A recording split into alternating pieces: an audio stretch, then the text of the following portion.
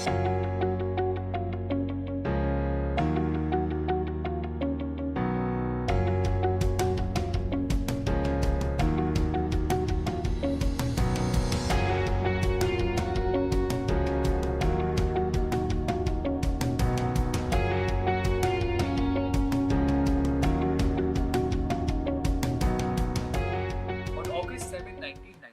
VP Singh government at the centre accepted the Mandal Commission report.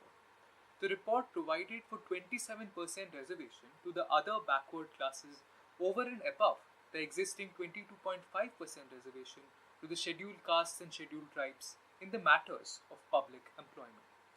The Commission, in determining backwardness, took into account caste and involved three different indicators of social, economic, and educational backwardness. This move led to much upheaval all over the country, and people started setting themselves on fire to protest this notification. This notification was challenged in the Honorable Supreme Court of India under Articles 14, 15, and 16 of the Constitution, which enshrined the value of equality.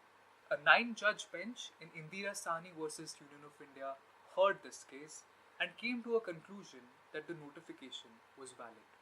What were the different key issues that the court decided in coming to this conclusion? What was the idea of equality enshrined in the Indian Constitution?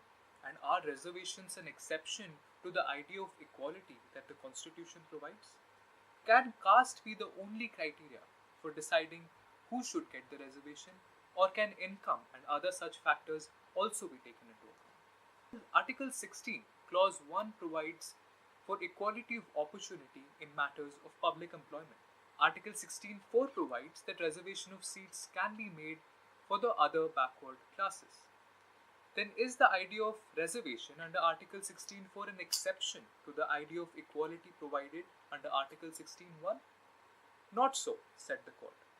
The court said that the Indian Constitution under Article 6 does not just envision an idea of formal equality.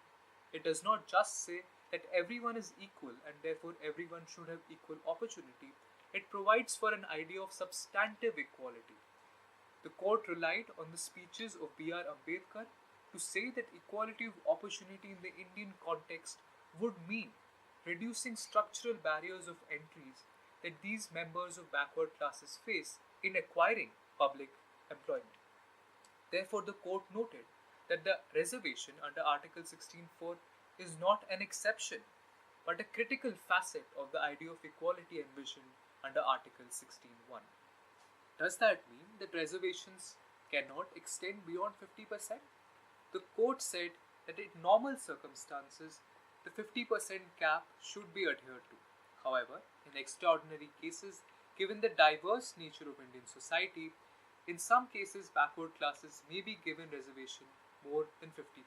Next, the court was to determine whether backward classes can be determined solely on the basis of caste. Should income and occupation also not be criteria which are taken into account?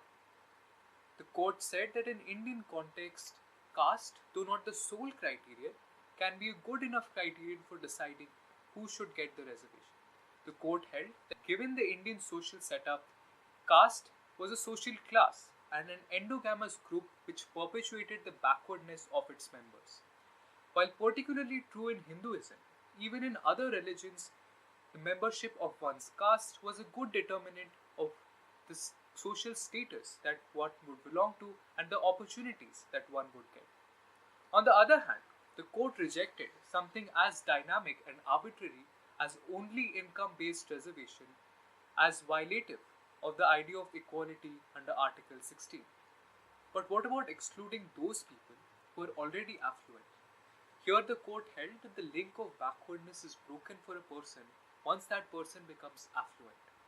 The court proposed a concept of the creamy layer, which meant that those people who become affluent had to be excluded from the backward classes. Subclassification of backward classes into more backward and backward classes could also be done under Article 16, Clause 4 of the Indian Constitution.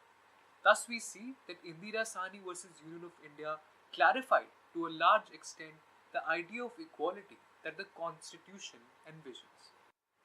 Recently, the 103rd Amendment Act of 2019 has sought to introduce income-based reservation in public employment and education for the general classes. The courts will have to consider Indra Sawhney's reasoning in deciding whether this is sustainable under the Indian Constitution. Do you agree with the Indian court's idea of equality as has been enshrined in Indra Sawhney versus Union of India? Do you feel that the 103rd Amendment is a necessary addition in order to achieve social justice inside the Indian Constitution? Please let us know in comments. We are eager to listen to your views. Hey guys, this was the Constitutional Law Society of NLU-Jodhpur. For more such videos and lectures on constitutional law, please like, share and subscribe down below, and also follow us on the social media channels. Thank you for watching.